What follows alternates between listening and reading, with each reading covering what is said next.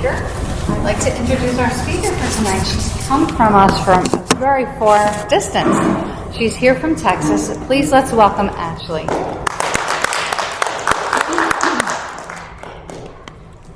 Hi, I'm Ashley.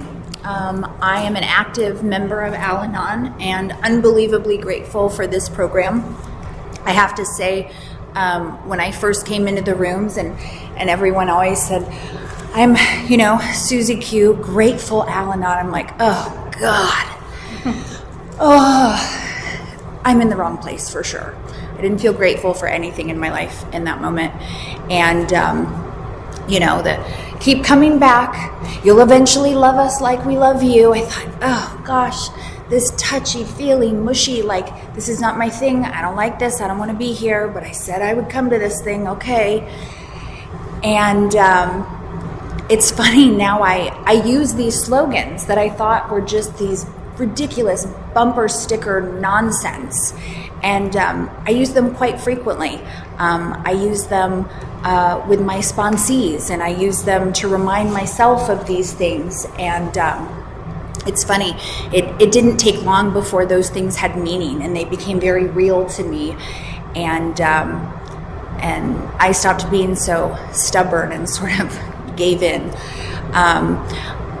Growing up, I grew up in the Chicago area. Everybody I knew, their dad, their uncle, their brother, all drank. I thought that's what men did. They went to work all day and then they drank when they were off work. That's how they dealt with their kids and their wife and their job they didn't like and their terrible boss and whatever. I thought that's just what men did. And I remember, I thought it was normal. And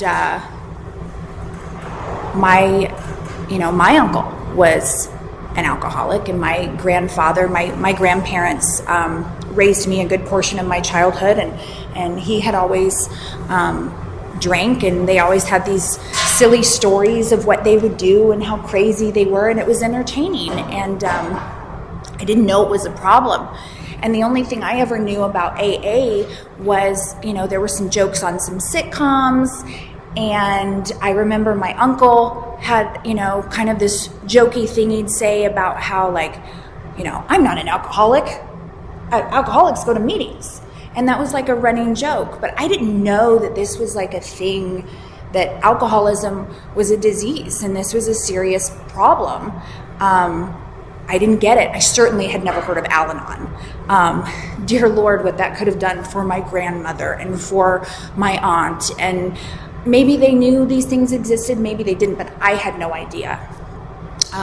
Because I had thought that those things were normal behaviors in families, obviously I was going to go find one of my own when I got to that point in my life. So the first boy with a license and a car and liked to drink, I was like, this is wonderful. I get this. This feels familiar. And I did the same thing with him that I did at home. I made sure he was okay, and I babysat him, and I, was the mama bear at the high school drinking parties that would go around, and I would pick up the cans, and I would make sure nobody got in trouble, and, everybody loved me, right? I got everybody home. I made sure everybody was okay. I, was holding the girl's hair back.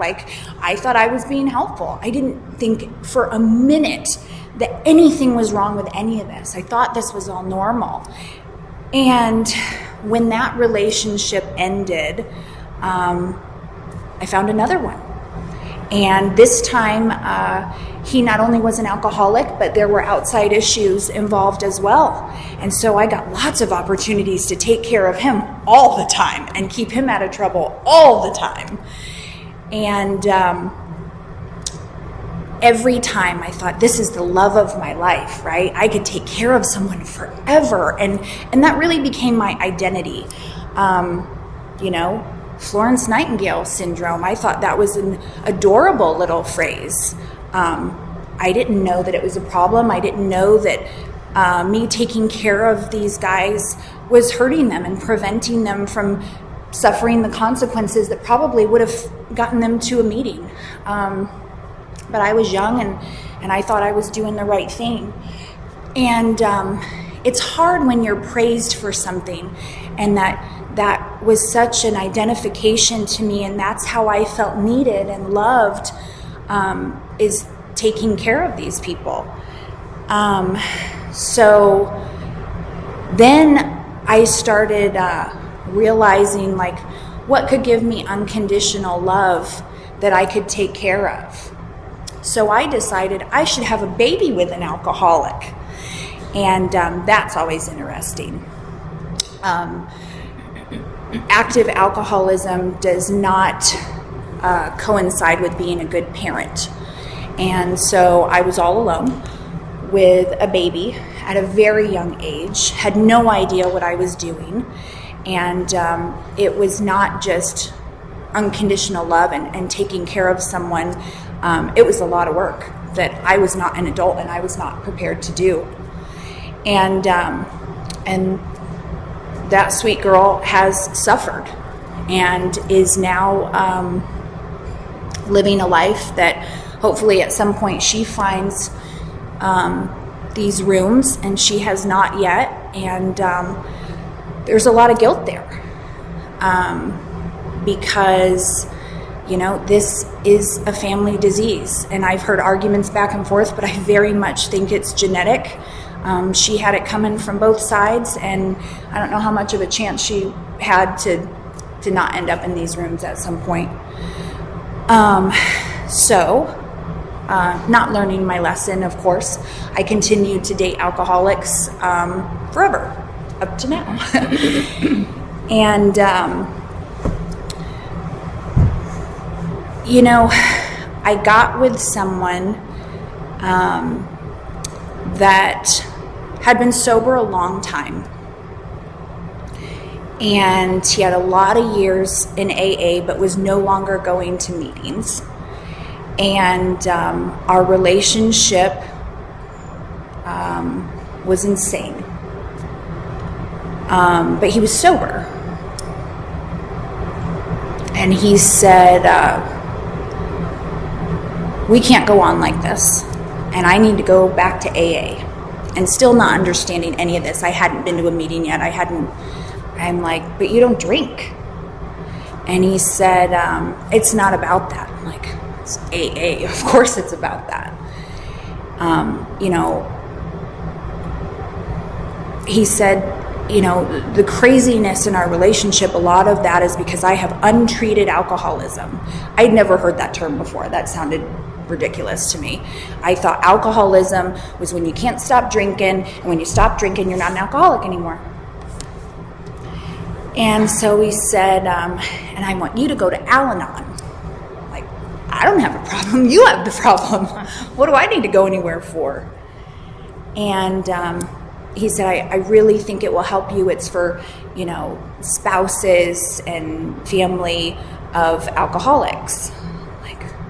You know, that sounds amazing. And although I didn't say it out loud, the only thing I could think of was, well, that's great. I'll go to this meeting and they'll explain to me how to help you and make you act better. And this is awesome. Yeah. Okay, let's go try this out. And oddly enough, to this day, not a single person in a single meeting has given me that information. So I was super disappointed because that's what I was here for. And no part of me thought that, like, I had a part in this or that I had a problem, or I was going because he had a problem, and that's why I was going. And because he asked, and like any good Al-Anon, you know, I want to make him happy and I want to take care of him. And so if he wants me to go do something, off I go. And so I go into this meeting with all these grateful Al-Anons, and like, what am I doing? And I start hearing people of all different ages, men and women, who have these stories. And I could have swore that someone went around to everyone before the meeting and was like, tell this story. This happened to her when she was a kid. Tell this story. This happened to her 6 months ago. And it was surreal. Hearing people that I had never met of all different backgrounds, of all different ages, and I mean different ages. I mean from like a 22-year-old girl to like a 70-year-old woman. Like everybody had the same stories, and the relationship stories were so similar. And it was bizarre for me, especially the things that I had a lot of guilt and shame around that I thought were like, this only had happened to me. As dumb as that sounds now, that's how I thought. The things that I wouldn't dare share with anyone. I mean, I didn't want anyone to know that I had lived like that, or that had happened in our house. These people were just talking about it. And even though these meetings are anonymous and private, to me it felt very public that they were sharing these things. And I thought, honestly, what is wrong with these people? Like, they think it's okay to like tell people that happened. I would never tell someone that happened in my house. There was a solid portion of time where things were violent in my house, and I was never going to tell anyone that. Are you kidding? And they were just openly sharing these things and clapping for each other, and like, it was a wild experience. And the more I attended meetings and the more I got involved, I became one of those crazies. And I found a sponsor that had been doing this for almost 20 years. And she took me through the big book and took me through the steps and had me start reading the big book and understanding what alcoholism really was. And it wasn't just somebody who couldn't stop drinking. And I learned a new term that I had never heard before, para-alcoholic. And as I went through this huge book, I read page after page after page that was so unbelievably familiar. But I wasn't an alcoholic. I don't have a problem with alcohol. I can have a half a drink and set it down and never touch it again. It doesn't bother me at all. I don't think about alcohol. I don't wake up, man, I gotta get a drink. Like, I don't have that. But everything else was me to a T. I remember the first time I read the part that talks about, I'm gonna paraphrase here, but the spree, and then the remorse, and then that roller coaster. I'm like, whoa, yeah, to be honest, that's me. We'd have these crazy fights, and then I'd be so sorry, and I'll do whatever you say. I want to be with you for the rest of my life. You're the love of my life. I'm gonna fix this. I'm gonna do whatever I can do to make you not leave me. And then that would last for a little while, and then we'd be fighting like cats and dogs again. And I'm like, man, these people in these meetings know all my secrets, and this book knows all my secrets, and this book's older than I am. Like, this is wild. The jaywalker, as silly as that sounds, I remember calling one of the girls from the meeting and going, have you read this? And she's laughing, right? She's like, yes, we all know that story, Ashley. I'm like, I mean, I know how silly it is, but oh my gosh, I've done this my whole life. I keep doing the same things over and over, and not understanding why every relationship ends in just absolute craziness. By the way, I don't just like break up and leave a relationship. I like to really keep that going until we just hate the actual sight of each other's face. I like to burn it to the ground so that there is no friends. I'm not friends with any of my exes. Like, I like to end things as bad as humanly possible. Because that fulfills that need, right?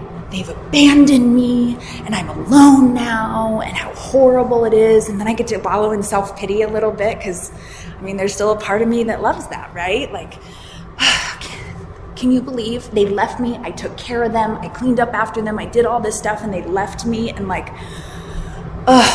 woe is me, I'm in the depths of despair. I certainly qualify to be here if nobody's gotten that part yet.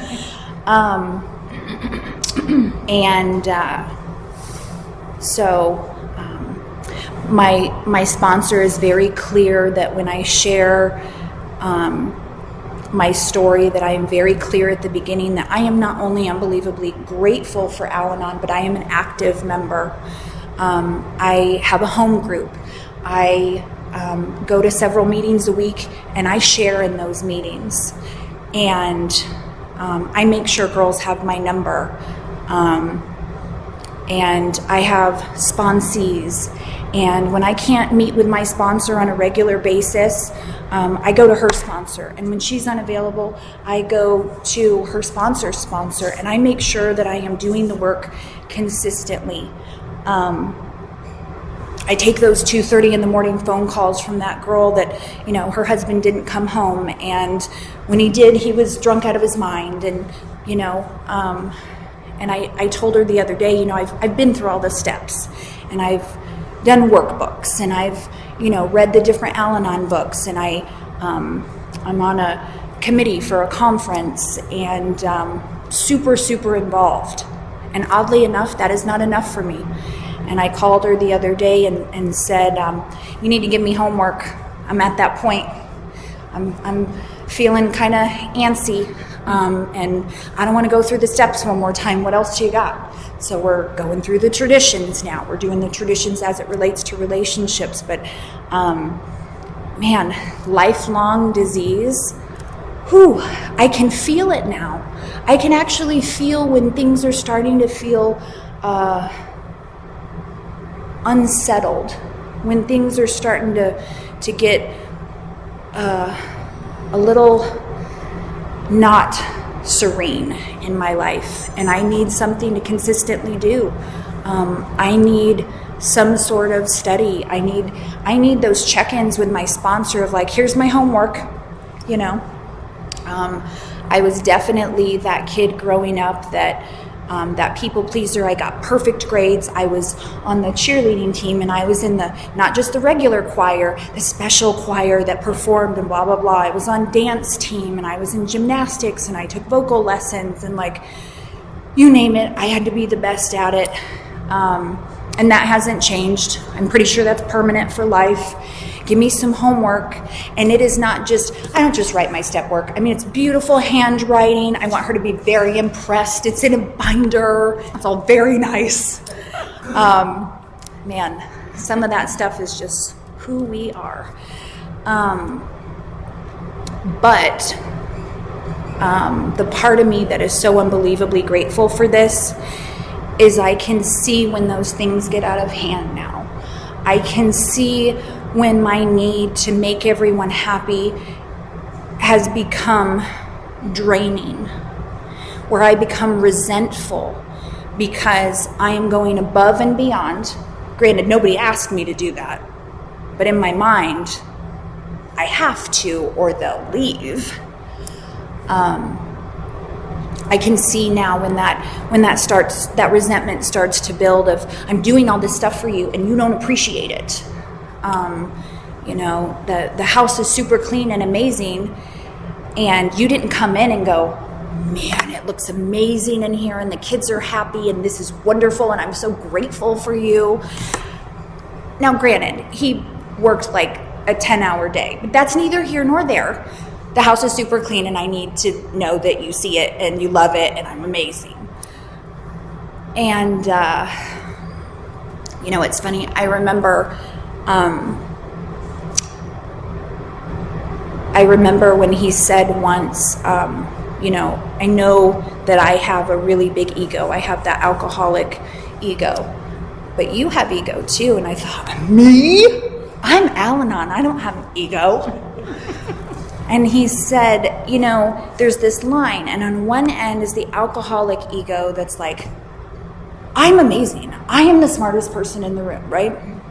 And then you have the other side of like, woe is me, poor me. I'm like, that's not ego. He goes, oh, yes, it is.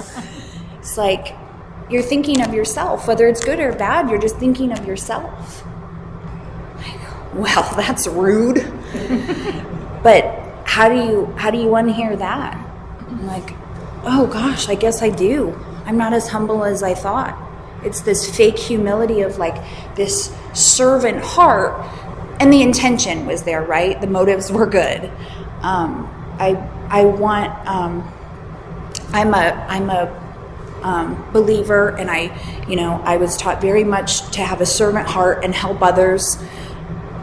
But when you're in Al-Anon, that kind of goes haywire, and that servant heart feeds something in me. And it's hard to keep that in check because I want to do things for others. And a pretty regular thing my sponsor has to tell me is, are you doing it to be a servant, or are you doing it for a thank you? And that's really hard for me. Who doesn't want a pat on the back? Who doesn't want to add a girl? That feels good. And so I have to really check my heart all the time as to why I'm doing the things that I'm doing. Because 95% of the time my intentions are good. But then that little part creeps in of like, everybody saw me do this, right? So I'm the grade school facilitator for the kids department at our church. And there was this closet at the church, and it's just the catch-all, right? It's that random organizing chaos stuff that, like, it had bins, but like then everybody started throwing stuff in the bins that didn't belong in there, and it was just craziness. I'm like, my jam, I got this. So I went in on a day that I didn't necessarily need to be there, and I got out my Sharpies and my labels, and man, that thing looked like a store. It was amazing. And I knew it was helpful, and I knew it would help us find things. There was so many duplicate things in there. The church kept buying things because they didn't know we already had it. And so I'm like, this is going to be awesome. I'm doing this good thing. And before I realized what I was doing, there was no part of me that had a bad intention. I flipped on the lights and took some really great pictures of it and sent it to the children's department director to show her what I had done. And I didn't think about it until she sent back a text and said, wow, that's amazing. I'm so glad that you're on staff here. And as much as that's exactly why I had done it, I immediately felt sick and thought, that just ruined my intention when I did that. I could have let her just find it. I could have let her come to me on my own, but I needed that praise now. I needed her to see what I had done, and I needed her to tell me I'm amazing. And I kind of ruined it for myself, because then I felt guilty and I felt bad, and I knew what I had done wasn't really to be helpful. And, I'm very much involved in doing Al-Anon and doing my program, but it still creeps up. Y'all haven't figured out how to cure me either. I mean, you wouldn't help me to cure him, and you won't cure me, and man, that's really frustrating. It still creeps in. There's still moments, even though could you imagine sitting with a bunch of alcoholics saying stuff like this? They'd be like, wow, that was your bad thing this week. Shut up. But it's a struggle, and my mind starts going, and you've done it again, and why are you even doing this? And you're not doing a good program, and God forbid one of my sponsees gets to her amends process, because that's when they're gone, and then she doesn't want to do it anymore, and I failed as a sponsor, because that's also all about me. This stuff is hard, and yeah, you know, when my mind starts going and I need praise, or I'm driving him nuts because I need his attention or all that, yes, I'm not going to drop dead like an overdose or something like that, but it is still burning my life to the ground, and I have ruined relationships because of it, and I have hurt my children. I now have 2 more children, and it's really damaged a lot of my life, and it is serious because we get to be miserable long term, and I think there's an urgency with any sort of substance abuse, whether it be liquid or solid or whatever, but our damage is deep, and it is emotional, and it is mental, and it is long term, and we can do a lot of damage, and I'm seeing that damage in my kids now. My 2 teenagers are paying for this behavior that I have. They have learned these behaviors now of keep everybody happy, and you want people to like you. And I never had to verbalize that. I never had to tell my daughter, like, make sure everyone likes you. But she saw it, and she learned it. And that's probably, honestly, the worst part of having this inside, of having this issue, is the kids don't have a choice. The kids have to pay for it. And, those kids are the center of my being. All I want is for them to grow up and be okay. And I remember telling my kids, when this stuff really started to hit home for me and really started to make sense, and it really started to make a difference in my life, and I really started making some changes, my daughter came into our bedroom and sat on the end of the bed, and she said, I don't really understand what this Al-Anon stuff is, but you're different. I said, what do you mean I'm different? And I thought she was going to complain about like me being gone and being at meetings and stuff. And she said, Mom, you're nicer. And you kind of seem happy. And of course, I start bawling. I didn't realize that they see all this stuff, and they know there's a problem, and they know that something's wrong. And I'm like, wow, like she sees a difference. And then it became so real that like Al-Anon is such an integral part of my life from here forward. I will never go back to whatever it is that she was seeing, which I still don't fully comprehend, because I thought I was doing okay and kind of riding the waves and staying afloat and things were okay. Whatever it was that she saw, I will never go back to again. If I have to go to an Al-Anon meeting till the day I die, I don't ever want her to feel whatever she was feeling when she looked at me and saw my life. But I have told her and her brother, all I want for you guys is to not be me. And I meant it. Now, I don't know how much of this is genetic or not, but probably a pretty good solid portion of it. And I desperately, I don't care how much money they make, and I don't care what job they have, get married, have kids, don't. I desperately don't want them to feel inside like I feel every day. I just don't want them to be me, especially my daughter. The majority of the Al-Anon meetings I go to are mostly women, because we're praised for being caretakers, even if we take it too far. And I don't want my daughter to think that she has to be with someone she has to fix, and that she gets some sort of sick need filled that way. And I hope and pray to God that me going through this process and her seeing this will change some of that. I hope that I have not done enough damage inside of her, that that she's stuck this way. Because it's miserable. It really is. Having to question every time I do something if I'm doing it for the right reasons, or if it's going to turn out well, or if I can just let go and let God. Growing up in church and loving God with all my heart, trusting Him is a different thing, right?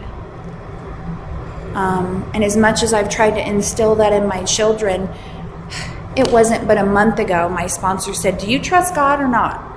I have no problem telling you to trust God and that God loves you and you're important to Him and all these wonderful things. And I believe that. I believe that God loves every single one of you and He has total control over your lives and He can do miracles and all of that. It's really hard for me to feel that way about me. God doesn't always answer my prayers like I want. He doesn't answer them when I want Him to. He doesn't do it fast enough. He doesn't do it, I need Ashley-topia, right? And how do you trust someone who has a plan, right? I know He has a plan. I know that part. I've heard that my whole life. I know that, and I believe it. But He never lets me see it, even just a peek, just a little peek. I don't need to see the whole plan for the rest of my life, but like the next 6 months, I need to know what you're doing. How do you trust that? How do you trust just absolute unknown? And, it's funny, I've always been super involved with church in the kids department, I was on the praise and worship team. When I was a little kid, I was in youth group, I was in Sunday school, I did all this. I went to a private Christian school. The Bible was our textbook, I know these things, but it's so hard for me. I want Him to fix things, but I want Him to fix them how I want them fixed. If God says, "Hey, that man isn't for you," but I love him, do you not understand? Don't take him from me. Someone sent me a little video online once of this little girl holding a fish that she had just caught going fishing with her dad, and the dad's like, "You have to throw him back," and she is bear hugging. This girl could have been more than 4. Bear hugging this dying fish, right, who's flailing around, and she's going, "But I love him." That's this girl. When I read in the big book that we are supposed to ask God for His will. And I pray that. I don't always mean it. Because what if His will isn't my will? I remember some teenage years. I know the Bible really, really well and have for a long time. And I was a pretty sassy little teenager. And I remember hearing somebody say, "God has a plan." And I immediately spouted off, God's plan for John the Baptist was to have his head cut off. Whew. That's the plan? No thanks. I don't want to eat locusts. I don't want any of that. I want the good plan. Do you have an upgrade plan? I want that plan. I want the nice one. And I know I've sat in a lot of meetings where people are, my higher power's this, and my higher power's this crystal and whatever. That's fine. Whatever gets you through the day, totally good with that. But my higher power is God. And I see a lot of God in the big book. And I don't try to finagle the big book into something different than exactly what it is and exactly what it says. And so if any part of my talk about God is offensive, I don't mean it to be offensive, but that's my thing. That's my story. When you talk, you can talk about your crystal.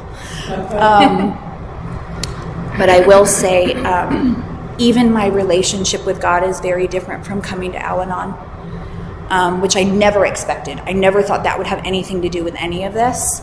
I heard a lot of we're not associated with any religion and whatever. I had no idea that Al-Anon was going to bring me closer to God too.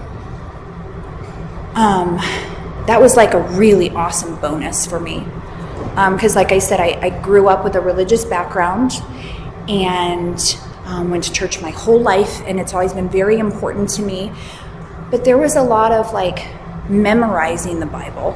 I know all the rules, but that relationship part of it was very surface level. And doing this work and saying these prayers at different steps and having a God box, which, let me tell you, I thought was the hokiest thing I've ever heard in my life, but I have one. It gave me a different experience with God that I didn't have before. I have a very personal relationship. I always thought that was so goofy when people are like, I have a personal relationship with Jesus Christ. I'm like, oh, Lord Almighty. But it's different now. I do. It's very personal. When I have a problem, I go to God with it. When I have something I call my sponsor about, she will say, did you pray about it? Did you write it out and put it in your God box and go, God, this is yours to deal with. This is not mine. That is the epitome of let go and let God. Are you doing it? And that let me have a relationship with God that I just didn't have before.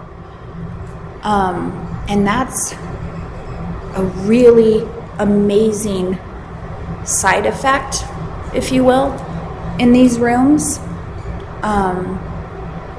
I could be in the middle of nowhere with no cell service. I can't call another Al-Anon. I can't call my sponsor, and God's right there with me. And that is unbelievably comforting, that no matter what is going on, He's right there. And I don't have to have any secrets. I don't have to sugarcoat it. I mean, come on. There's been some times where we call our sponsors and we don't exactly tell them exactly what happened. And I don't have to do that with God, because He already knows. The last thing I'm going to say about how amazing Al-Anon is and why I'm so grateful for it and why I am Al-Anon for life is as much as I love to take care of people and clean up after people and do all that stuff, having girls that I can take through the steps and hear their inventory and really hear some really harsh, gritty, rough parts of their lives that they have never told anyone, and help someone get that relief that you get after, especially that first time when they've never done this stuff before, and get that out. There's not really anything like that. And no matter how many times I do it, it's the same feeling every time. It gives me that sense of purpose where I'm not trying to get thanked and I'm not trying to get anything out of it. But that little girl doesn't have that guilt and shame inside of her that she's been carrying around for. I have a girl that's in her 20s. I have a girl that's in her 60s. It doesn't matter. That release is the same for everybody, and they don't have to carry that around anymore, and they don't have to feel like, oh, everybody might know that secret inside of me, and I've got to, there is just something about that whole taking somebody through the steps and seeing it change their life, that it is priceless. It is absolutely incredible, and the good feeling inside, I mean, that's the stuff right there. That is one of my favorite parts of this. I had an Al-Anon who went on vacation with their spouse a few weeks ago, and they're not my sponsee. They probably should be, but they're not. But they call me all the time. You know, I can't help that selfish part of me. Is like, you're calling me all the time anyways. You want me to just do this? I'll take over. I'm real good at that. But they called me, and they're, you know, on a beautiful vacation, and they're going to see the leaves, and, you know, they're by the ocean. Like, it should have been amazing. And they're just fighting, right? Like, fighting like crazy.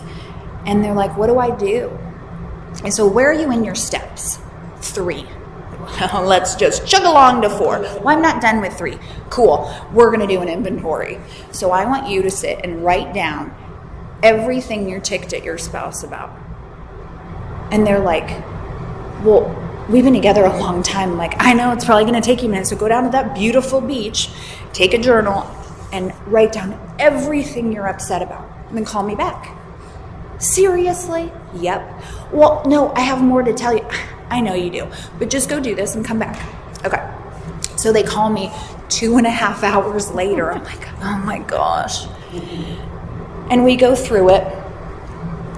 Some of it's nonsense. Some of it's some pretty bad stuff. So we go through and we do the inventory on it. And then I start saying, well, have you ever done that to them? Well, yeah.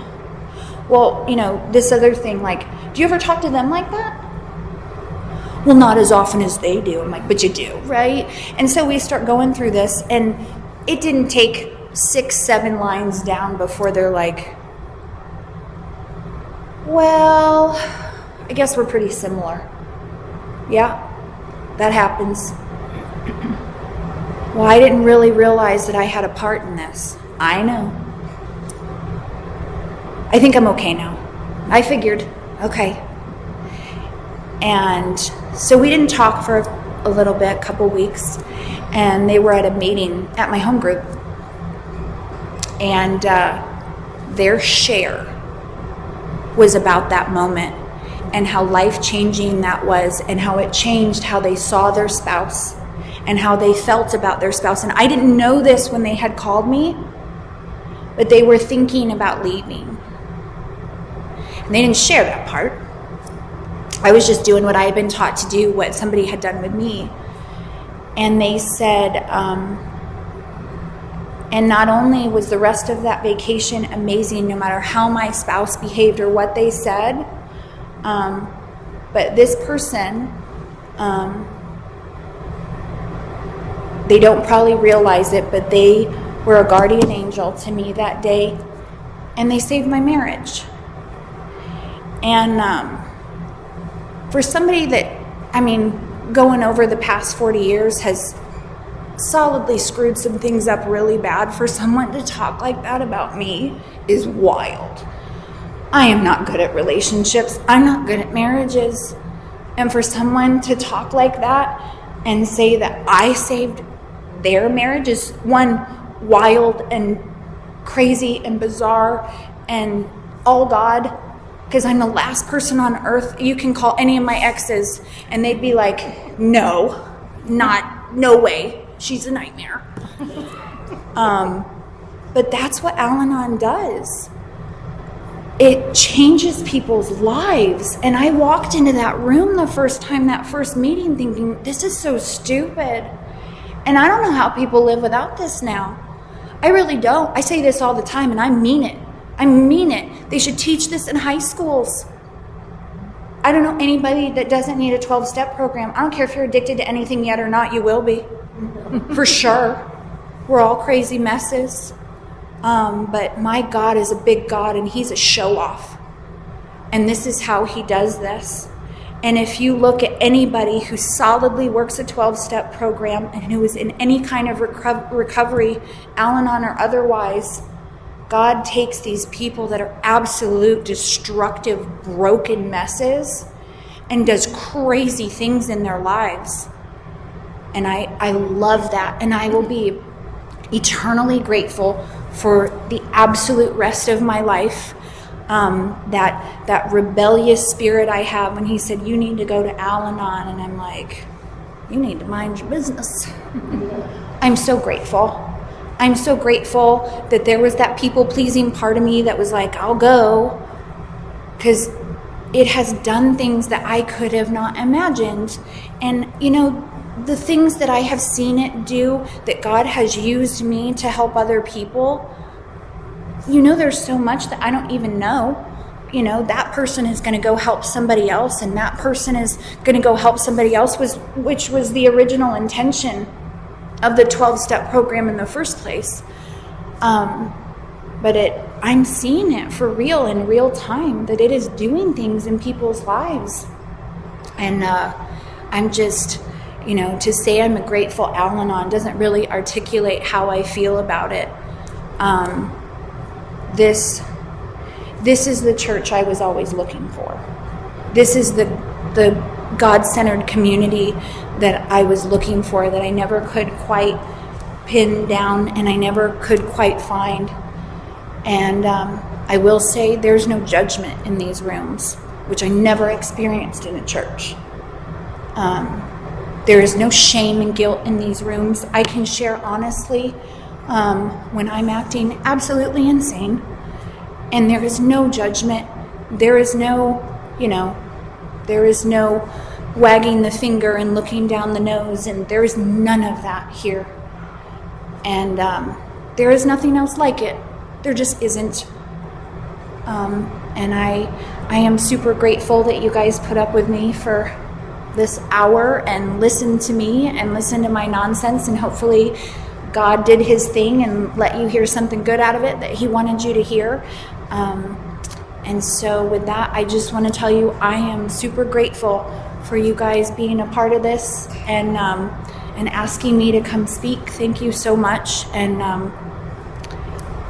I will keep coming back probably for the rest of my days, because this is necessary for me. So I love you guys, and God loves you, and he loves me, which I finally feel. And thank you guys so much.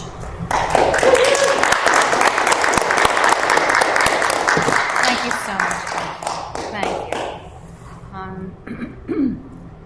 The meeting is now open for sharing. When sharing, please read or quote only from Al-Anon literature, and please limit your sharing from 3 to 5 minutes so that everyone present this evening may have an opportunity to share. In most Al-Anon meetings, we do not crosstalk.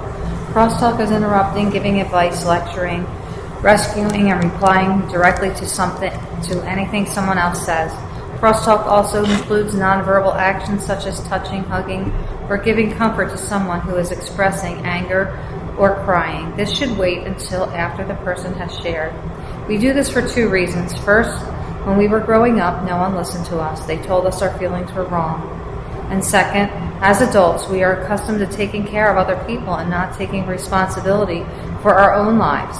So in this meeting, we speak about our own experience and feelings, and we accept them without comment, what others say, because it is true for them. And we work towards taking more responsibility in our own lives rather than giving advice to others. And finally, what you say or hear here tonight stays in this room. Your anonymity is protected at all times. The meeting's now open for sharing.